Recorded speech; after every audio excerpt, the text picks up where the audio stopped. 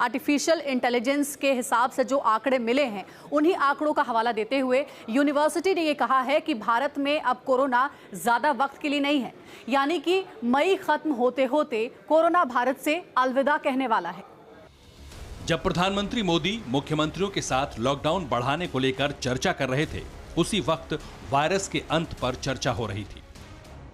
Singapore university की एक report के मुताबिक भारत में 21 मई तक कोरोना के 97% तक खत्म होने के आसार हैं, जबकि रिसर्च में यह दावा किया गया है कि यह महामारी 18 जून तक 100% खत्म हो जाएगी।